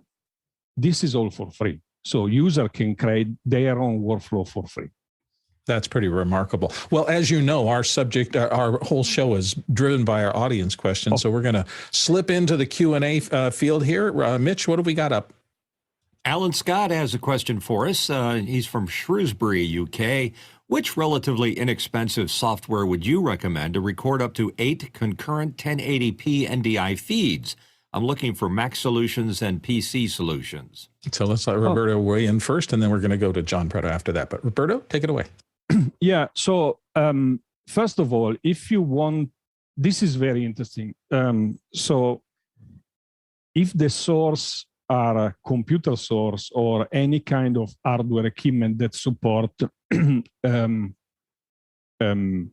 synchronization like network time protocol, all the NDI stream will have a timestamp. So technically speaking, you can save an NDI stream with the NDI tool. So if you open NDI Studio Monitor, there is an option to save a stream. And you can save multiple NDI stream in a native NDI file format. just using NDI Studio Monitor. Then there are commercial applications. The first brand, I have in my mind is KiloView, for example. KiloView just announced a multi-recorder. There is a product branded NewTek. I mean, just look on the web. There are so many applications, but just take in account that many times you just need NDI tools. Nice. And John had a thought here. John Preto? All the cool cats are using LiveMind recorder. Oh. Okay, then. Let's move on to the next question. Josh Kaufman from Pittsburgh, PA. What is the future for hardware products with NDI built in? Is it possible with firmware upgrades to add NDI functionality to hardware that was not released with this connectivity? Roberto? That's a good question. Depend on the hardware. So there are, technically speaking, there are cameras that do not support NDI, but they could. Or there are encoders that do not support NDI, but they could. So it's just question to, for those manufacturers to contact us and find a solution for them. Hardware that already support NDI, if there is no, let's say, hardware limitations supporting, for example, NDI 5 with reliable UDP, they can easily be updated with a firmware upgrade. All right, next question. Next question in from Chris Widener in Lafayette, Indiana. Avsono has the NDI Audio Router, but there seems to be many NDI tools for audio coming out with the new updates. Is there anything in the pipeline for Dante to NDI routing and conversion? Roberto? Oh, this would be great. So basically, you can do it today. So if you use any audio application, and this is something quite interesting, the background of this tool we added to NDI 5. I will try to make a short story of that. So during the pandemic, we've been in touch with many broadcasters that was trying to use NDI for audio in the cloud. Because in the cloud, there is no way to have a synchronization like precise time protocol. So you cannot have hardware that generate sync. And we realized that NDI audio was the only solution at that time to work there. And so I've been discussing with R&D, and at some point I said, look, guys, probably we have two options, or develop something like NDI virtual sound card, or we develop a VST plugin. But I would prefer to have a VST plugin, because if we develop a VST plugin, then we allow a software application to use, for example, a different sound card, like a physical USB sound card or a Dante virtual sound card or whatever, in combination with NDI IO. And so today, what you can do if you want to have something like a gateway between Dante and NDI, you just need to have a software application like Horizon Mixbus or Ardour, or, I mean, there are so many that support VST. And then you use a Dante virtual sound card. And so in this way, with this combination, Dante virtual sound card and the NDI VST plugin, you can do Dante in, NDI out, or NDI in, Dante out. That's it. So tell you if in the future there will be a strong integration. I mean, Dante and NDI, Audinate and NDI, we are two different companies. So I don't know. There you go. No future plans here. We're just hopeful. Let's keep our flow going. Next question. Next question in from Courtney Gooden in Hollywood, California. Do you think BlackMagic Design will ever incorporate NDI support into their hardware and software? Oh, that would be great. So I hope the user will ask them. Well, you have an audience here, so you've just asked them. Hopefully, those who need that functionality will hop on the brigade. Yeah. So honestly, we are ready to help and to support any hardware manufacturer to use NDI and to support NDI. We are absolutely happy to see this happen. Fair enough. Next question. Next question from Josh Kaufman again in Pittsburgh, PA. Can you talk about the current and future audio solutions for NDI? Okay. So what we are doing with NDI for audio is just to create an opportunity for our partner. For sure, we don't have any reason to compete with other audio technology like Dante or MADI or AS67. This is not our goal. We just realized, as I said before, that NDI audio was a solution. For example, let's say if I need to send 256 audio channel over internet, with NDI is pretty easy. And so why not offering this opportunity to end user or to partner? But more than that, I don't think we have any plan to do something specific for audio, other than support partner. I mean, there are partners that develop NDI applications that are in the audio market. I mean, we give them our support. That's it. Okay, so it's up to the originating company, basically. Right. Let's go to the next question. Gordon Lake from Los Angeles, California. Gordon asked, how do you make those who depend on the reliability of SDI to feel comfortable moving to NDI? Well, this is a very interesting question. I've been doing, the Obi-Wan, where I am now is all NDI. And believe me, I've done thousands of production. I cannot say that NDI is less reliable than SDI, but for sure, you need to have knowledge. And because, of course, when you have trouble with SDI, either there is a bad cable or a bad connector, or the input or the output is broken. With IP is more complex than that, because debugging an issue on networking is completely different. And so this is where you need knowledge. But that said, there are so many advantages using IP instead of SDI. I couldn't even think how to be back in the SDI world to do video production, honestly. So I don't see any issue on reliability. All right. Next question.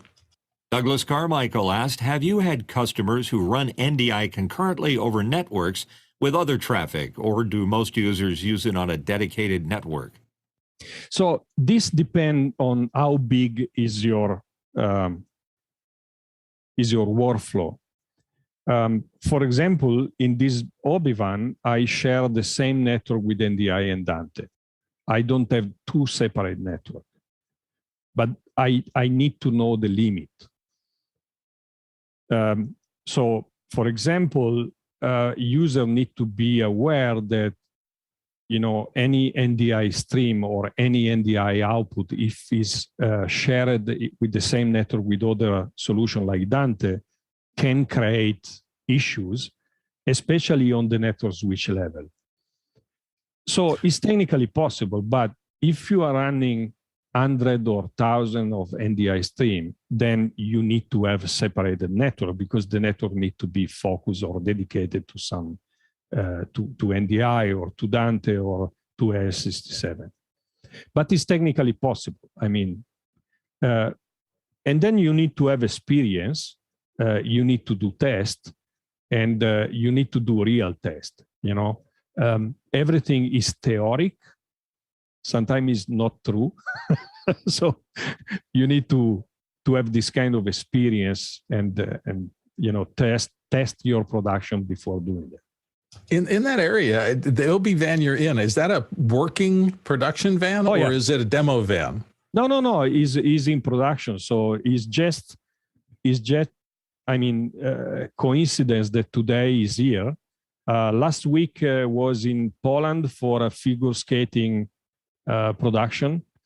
Next week is going to be in north of Italy again for figure skating production. So you're using this day in and day out for complex multi-camera switch productions off live onto the internet. Is that my understanding? Yeah. So the biggest production has been done with this Obi-Van was Volleyball Champions League. Was 7 camera plus Insta Replay plus 2 commentary system with 2 commentary unit with different languages. So he's doing live production, a real live production. So it's a battle and field tested remote solution, period. Yeah. Absolutely. And I mean, it's very interesting because out from this experience, we collect a lot of information and we collect a lot of experience, even on the NDI evolution. Yeah, well, there's nothing like actually working with the technology you're building and setting up. Yeah, that's where all the real issues show up, is when you're putting it under stress. So great. Let's move on to the next question. From Michael Forrest in London, UK, are you exploring any licensing options that would work better for consumer mobile apps? For example, integrating with iPhone apps. I'm finding the current model is pushing me into some negative customer experiences. Wow. I don't know why, but I mean, we have a license model with software or hardware manufacturer that is based on royalties. So this is not my, let's say, department. I'm not really engaged with business development on the NDI organization. But I would say that, this is the normal way to manage a business. I mean, and NDI has other technology where is based on royalties. So, Roberto, is there a robust online community for people who are trying to use NDI, but they're running into these technical issues and things like that? Would they be more likely to come back to you folks at NDI Global, or are there online resources for doing some of this kind of troubleshooting that you'd recommend? So, okay, we have 2 different SDK. We have a free SDK and we have an advanced SDK. The free SDK, basically every software company, every software developer can use the free SDK to do basic NDI application. With the free SDK, you can develop a software application that decode any kind of NDI source and can encode the NDI bandwidth. With the advanced SDK, the tool set is bigger. So we basically, all the hardware manufacturers use the advanced SDK, advanced software application use the advanced SDK, software application for iOS or Android need to have the advanced SDK, and there is a license agreement.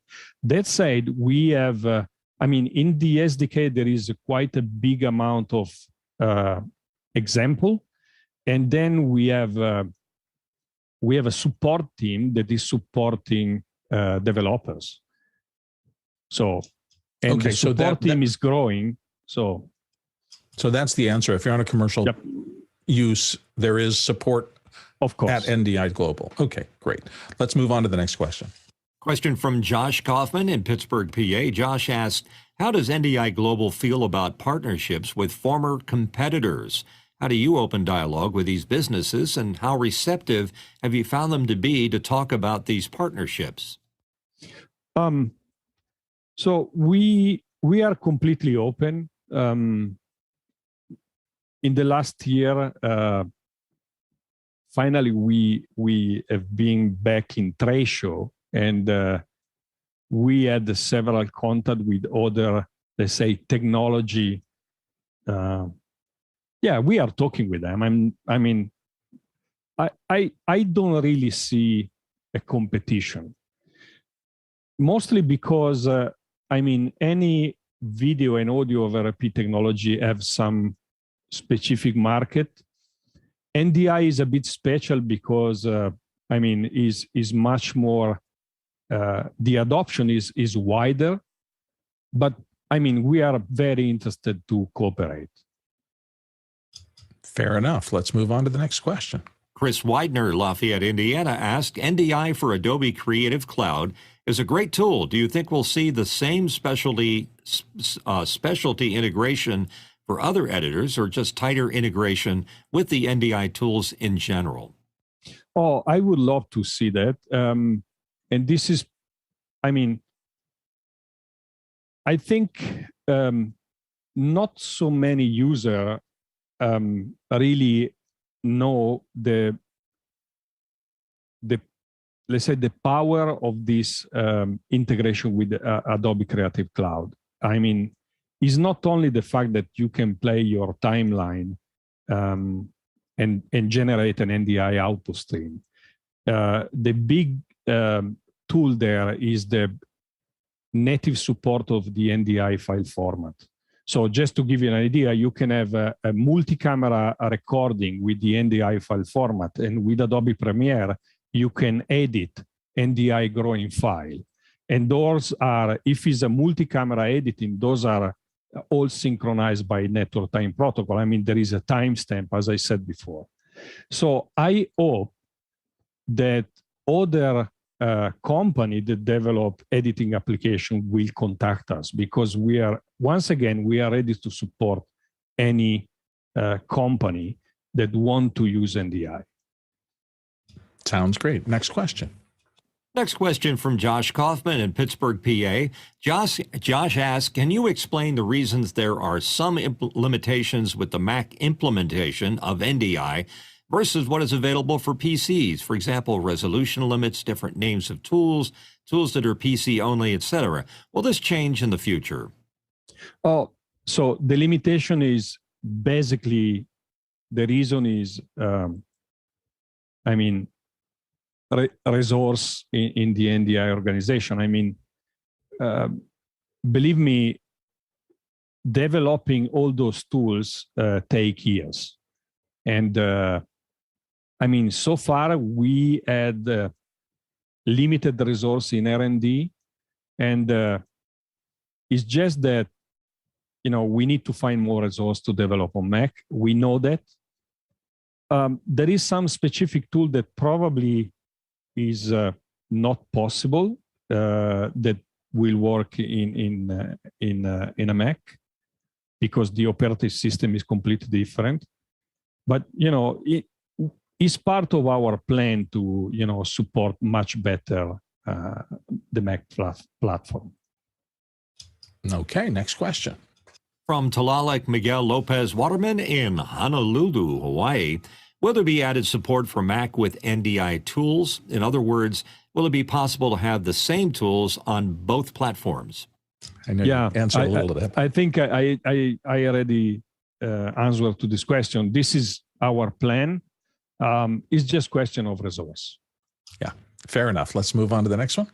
Jeff Keithley in Texas. Inquiring minds want to know, what is the largest NDI source installation you've heard of?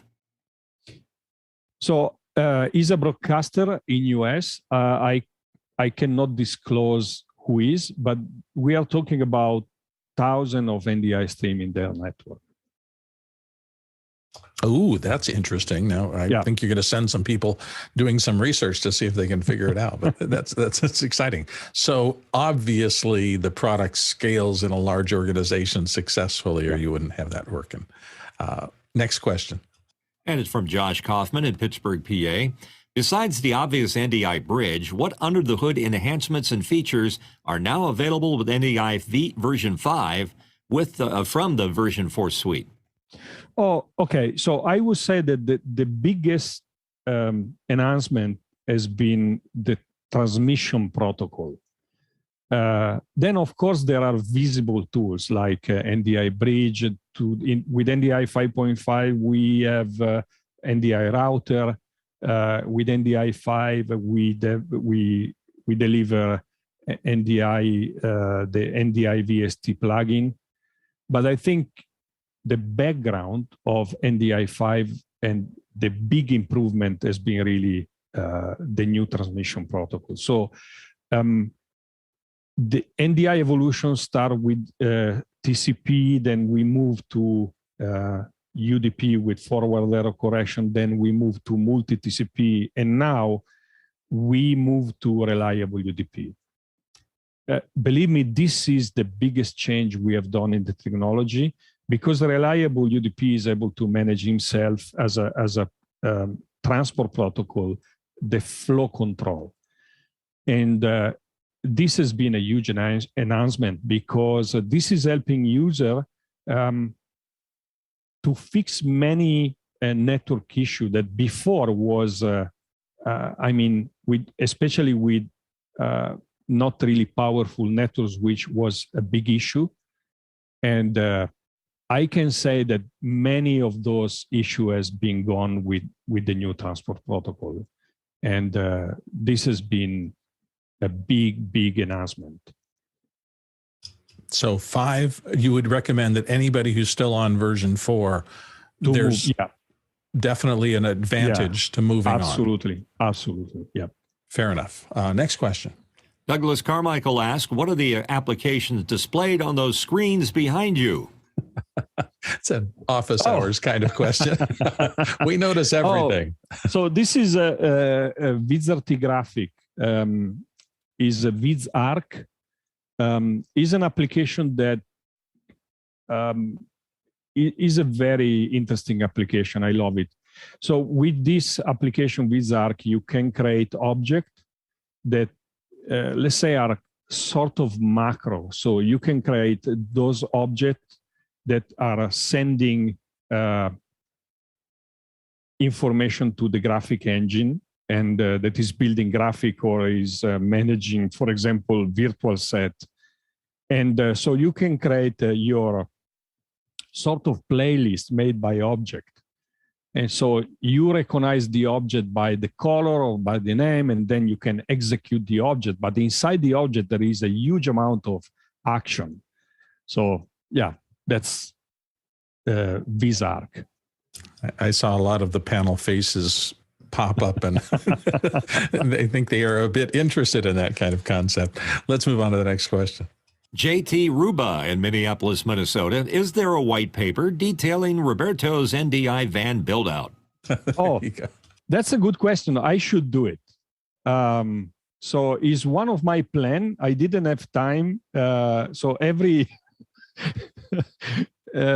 is a lot of time that I want to do it. I will do it, and I will share it probably in the website. Why not? Yeah, definitely ping us when that happens, because a lot of the office hours community are hands-on kind of folks. We love finding out how somebody actually built something in the real world that works, and love to watch the plans coming together. So excellent. Let's move on to the next question. Douglas Carmichael asks, does NDI require specific configuration on the Ethernet switch? I've seen in an older document that jumbo frames need to be disabled, and that would conflict with some protocols like Wave SoundGrid that need jumbo frames. Yeah, so we don't need jumbo frame to be enabled. I'm not 100% a network expert, but I used to configure network switch daily. So first of all, once again, with NDI 5, we change the transport protocol. So for the network switch, NDI 5 is much easier to manage. We do have a sort of white paper that can be downloaded from our website, ndi.tv, where we explain network setting. But basically, if you use NDI 5, you don't need, for example, to enable flow control. jumbo frame, that's correct. We don't like it, but that's it. I mean, that is very, very simple. What just you need to have is a managed switch, because at some point you need to have some power. Usually the managed switch are more powerful than unmanaged switch. There you go. We are burning through questions, so we've got a room for a few more if people have them. If not, we'll end a little bit early, but we're getting close to, we got 20 minutes left in the open frame here. So if you have a few more questions, toss them in, but let's go to the next one right now. Andrew Lipnick from San Francisco, California. Andrew asks, are there advantages to implementing an NDI network instead of AES 2110? Okay, so if you ask it to me, yes. So SMPTE 2110 is uncompressed, and because it's uncompressed, I mean, we are talking about 3 gigabit for 1080p and 12 gigabit for Ultra HD. And so to generate a SMPTE 2110 stream, you need to have some hardware. So it's not possible today to do it by software. You need some physical hardware that generate this stream. And then you need to have a dedicated network. The other aspect in 2110 is that 2110 is only multicast and require a very strong synchronization method, because any essence of the stream are different stream. For example, video stream and the different audio channel are different stream, and which is an advantage. I mean, if you want to receive audio only, you don't need to receive the full package with 2110. But for that, then you need to have a very strong synchronization method that with 2110 is precise time protocol, PTP. With NDI, we don't need all of that because, I mean, first of all, NDI is compressed, is software. So you can generate NDI with software only. We don't need synchronization. We can. I mean, in NDI 5, we enable a strong synchronization method, but you can create a complete workflow without synchronization and is natively unicast. So the setup for NDI is much easier. And then, I mean, if you think about a network infrastructure to support 2110, I mean, is much more expensive and complicated and hard to set up compared to an NDI infrastructure. So I think, I mean, at the end of the day, there are two different usage. For example, the reason why, there's a reason to use 2110. Just imagine that I build a big Obi-Wan, I don't know, $4 million, $5 million Obi-Wan. And I'm producing, my video output is not for myself, but is for a customer. So it makes sense in some vertical market to use uncompressed, because I need to deliver the best quality possible, you know, because I don't own this content. You know, I'm selling this content to a customer.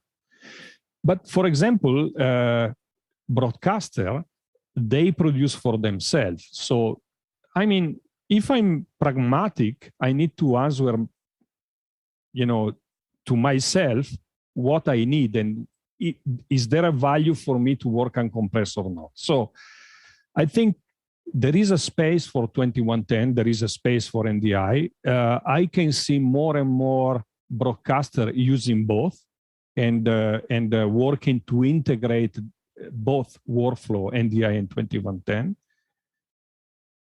I don't really think that we compete. And I think there is a space for both, you know. That's it. Fair enough. And Courtney had a thought here.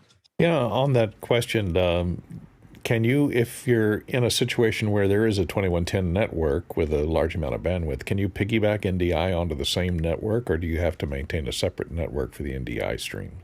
Oh, I think SMPTE is is going to be a dedicated network. I don't think it's possible to share NDI and 2110 in the same network because it's going to be really difficult. I mean, yeah. All right. Let's move on to the next question. Douglas Carmichael asks, how are you getting the program video stream from the van to the internet? That's a practical question. Roberto? This really depends where I am or which kind of production I'm doing. For example, many times happened that part of the agreement with Sport Federation is that they provide the internet connection. Sometimes we use a satellite where there is no internet connection. Sometimes we use bonding technology to aggregate different networks. Sometimes we don't stream. Sometimes we just deliver the output to an uplink and we do real broadcast. It's not only for streaming. But it really depends. I think in the future will be much easier. I can see today that there are many technology coming to offer high-speed internet everywhere. So, but this is clear. I mean, the future is streaming. Can we guess that you don't have a microwave mast on your Hobie van? No, I don't. No. Figured it would be a plug-and-play thing. No more. Yeah. Yeah. Next question. Josh Kaufman from Pittsburgh, PA is back. Roberto, you have spoken about NDI being prosumer friendly for those less technically minded to use NDI. Can you see in the future more consumer-like use cases where civilians begin replacing the ubiquitous HDMI cable? Yes. That's pretty definitive. You see it going in that direction, or is that just because the market is so much larger out there? Yeah, I think it makes sense. If you look how easy to set up an NDI, system and how to connect NDI, I mean, this is the future. Definitely. Fair enough. Next question. Jeffrey Powers, Madison, Wisconsin. Jeffrey asks, I have a first-gen HDMI NDI Spark. Is there a plan to update these boxes to NDI 5? Oh, I think. I'm not sure. I think the hardware in this encoder is probably not fast enough to support a reliable UDP, but I don't know. I think so. You get to a point where the chips are probably just too early generation. Right, probably. Guy has a thought, Guy.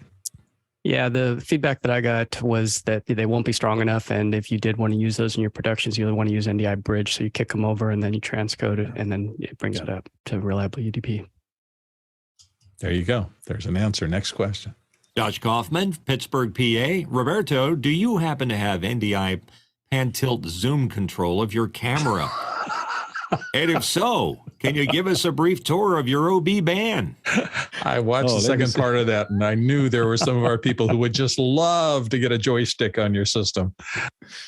Yeah, let me see. So let me just open my studio monitor. Yep. Yeah, so I have a digital audio console here. There is the control surface. I'm using Vector Plus. Is the Vizarti branded version of TriCaster. All the hardware is there. There. I mean, are 5 computers. That's it. And behind there is the network. So I have 2 big network switch. One is 25 and 10 gigabit and 40 gigabit. My TriCaster is connected with a 25 gigabit interface, and then there is another switch that is 10 gigabit plus PoE plus gigabit. So I can plug directly NDI encoder that are power over Ethernet. Then I usually have a small rack. So the workflow is basically I interconnect the Obi-Wan with another Nexus switch using a 10 gigabit optical fiber. And for example, in the venue where there is the event, then I start from the Nexus switch to the camera with 1 gigabit. So the setup is very simple because I just need to, from the Obi-Wan to the venue is just one optical fiber. That's it. All right. Yep. Yeah. And more thoughts, or do you want to zip in? We've actually got more questions have flooded in. So if you don't mind, let's move on and get more people's questions answered. Next question. From Jeff Kethley in Texas, when are we going to see real broadcast format cameras with full fat NDI for 4K, not just PTZs? So let me just say hello to Jeff. Oh, Jeff, you know that this is our dream too. So and I hope for those of you who might not know, Jeff Keithley's been a part of the Office Hours families from way back in the early days. All right. So I think you guys are playing around with each other a little bit. Are we ready to move on to the next question? Or if you don't have any more input, let's go ahead and swap. Ronnie Settle in La Plata, Maryland. Birddog has NDI 5 in beta for their cameras. What benefit does NDI 5 have over NDI 4? You touched a little bit on that, but expand. Yeah. Anyway, is good to explain again. So the transport protocol, NDI 4 was multi-TCP. NDI 5 is a reliable UDP. Reliable UDP have, let's say, embedded congestion control part of the protocol. So it makes your life easier. Well, that's a nice, simple answer. So it just makes your life easier. So switch to NDI 5. All right. Let's move to the next question. Chad Lafarge, Columbia, Missouri. What's the most impressive NDI production case study that comes to mind in terms of technical achievement? Okay. There are big broadcasters using NDI in amazing ways. I remember in Italy, during the pandemic, I was supporting Sky Europe. Sky Italy is a big broadcaster. And so they decided to create a new studio using NDI. And the impressive thing was really to see people and engineers, I mean, very smart people, understanding day by day the difference between SDI to NDI. And was just mind-blowing to see their reaction when they step by step understood the opportunity, you know, what they could do more using this technology. And the result was great. I mean, they built a complete new studio without the need to, add or change their SDI router. So it was a zero impact project in their SDI infrastructure. And this was just amazing. And once again, the amazing thing is that every time they was asking something more, can I add a new monitor? Can I add a new source? Can I add? The answer was only yes, was always yes. I mean, this is possible. So there is no way to, there is no more SDI router. So you can add stuff, you can add receiver. I mean, just do it. And then there are other aspects on the fact that, you know, NDI is not, we don't really care about resolution, frame rate. Everything is compatible. I mean, there is, is really a question of is a complete ecosystem that allow you to do almost everything. Okay. So, and this project was quite amazing for me. I was there, so. All right, nice. We better lock questions because we got a bunch flooding in. Let's get to the next one. Douglas Carmichael asked, have you thought about working with audio networking vendors like DirectOut? There's a link there. It incorporates NDI audio support into their products like the PRODIGY. This would be game-changing for broadcast audio. So the product manager of DirectOut is Italian. So we are a very good friend. Enough said. So we're not going to disclose anything here, but it sounds like there's a pipeline. Let's move to the next question.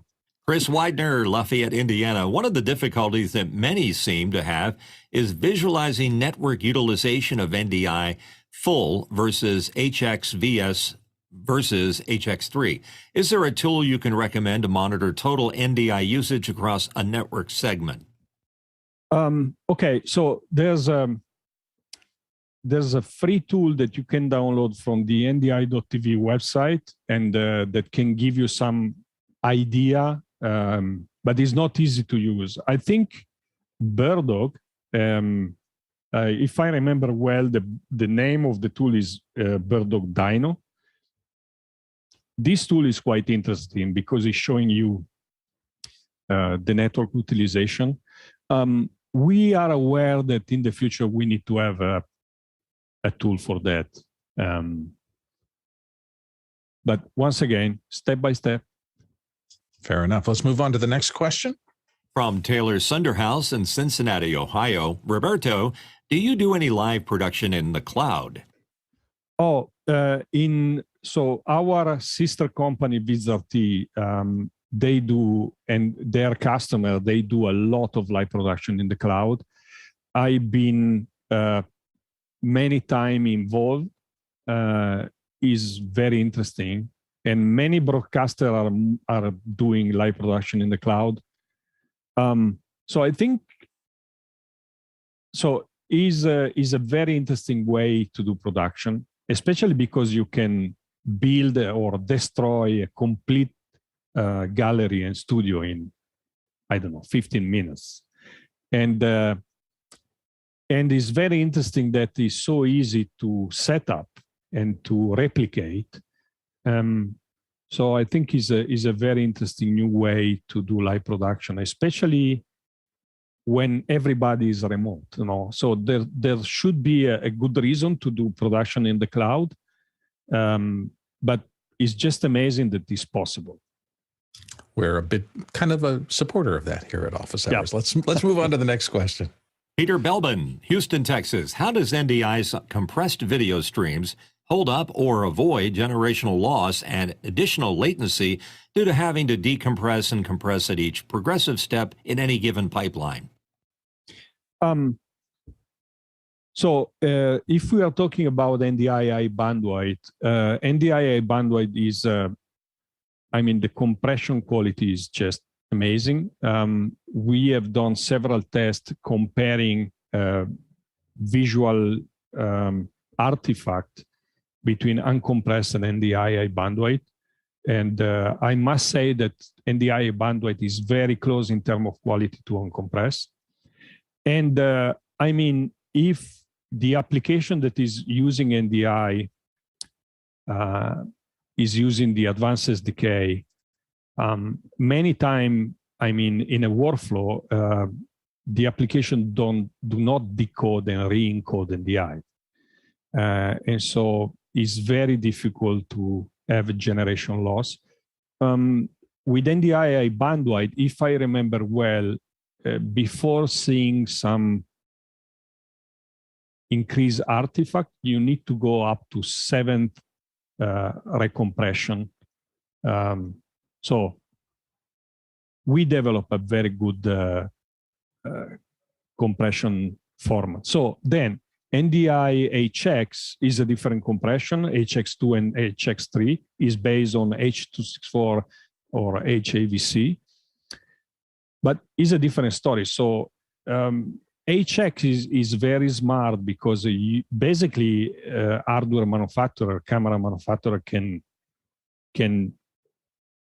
just turn their camera into an NDI camera in, I don't know, probably one day of development. But, we need to be aware that this is a different compression technology. I think this relates to our next question. We've only got a couple more, so let's see if we can get through them before we finish up here. Josh, Mitch? Michael Forrest in London, UK. Sorry for that intense licensing question before. What are your plans for customers beyond AV professionals? There's a lot of streamers and people with online businesses, for example, Wi-Fi users, who can benefit a lot from this tech. I think we covered that a little bit before. Do you have any last real quick thoughts on it, Roberto? This is our goal once again. We really see, and if we look on our use base is so wide that, we are aware that we need to invest in several markets. And this is our focus. We want to support those kind of users. There you go. Next question. Josh Kaufman, Pittsburgh, PA. What are some basic principles to keep in mind when using HDI HX? What are the advantages and limitations? How might an NDI stream be converted to NDI HX and vice versa? Yeah, I think Roberto addressed NDI HX a little bit before. Do you have anything to add real quick? And then we'll get to our last question. Yeah. So NDI HX is basically a different compression than NDI bandwidth that is our own coded over an NDI transmission. So camera manufacturer, any PTZ camera have an hardware encoder that encode H.264 and HAVC, and we just make this piece of software that allows this compressed stream to be on an NDI transport. What you need to be aware is that this is H.264 or HAVC, so it's a different compression. It has a little bit more latency, but more and more, compared to the first version of NDI HX, I can tell you that today the new generation of camera have an amazing quality and a very low latency. I'm testing some new camera that support HX3. And I can tell you that the latency and the quality are very close to NDI bandwidth. That's unbelievable. There you go. Hope for the future. And the last question from our group here. And it's from Douglas Carmichael. What use cases do you see for the NDI audio plugins for macOS? Are the plugins the start of bringing NDI into the audio community? Okay, so we didn't develop NDI audio plugin for iOS because we didn't have the resource to do it. If I'm not wrong, there is a third-party company that is doing that. So there is a solution available in the market. I can see more and more a lot of usage of NDI audio. I'm not sure that is in the audio community, but for sure, all user that need to send NDI or a multi-channel audio over internet, or they need to create a workflow in the cloud, this is NDI audio. There you go. And that wraps it up. Roberto Musso, Senior Product Manager of NDI Global. It has been an exciting, and thank you so much for coming in and helping our audience understand more about NDI. We hear about that, talk about that all the time here on Office Hours. It's one of the bedrock technologies that I think everybody has to understand as we move into this video over IP increasing future. So it's fabulous to have you here. Thank you so much. It is also my job to say thank you all to the rest of the panelists who are here doing all of the work in terms of answering questions through the first hour and the second hour. Remember, After Hours goes 24 hours a day. After this, we will be back tomorrow for our Friday thing. I will be doing the Final Cut training at noon tomorrow, as always. And I think that wraps us off. Pay attention to the people in the credit roll at the end here. They are the people behind the scenes working quietly to put this show on every day. And we appreciate each and every one of it. Again, Roberto, thank you so much for a great second hour. We really appreciate it. You be well. It's been a great pleasure to be here. Thank you so much. Bye. We'll see you all tomorrow. And for some unknown reason, now we're supposed to whisper for the rest of the time so we can actually communicate. We just have to do it quietly. Okay.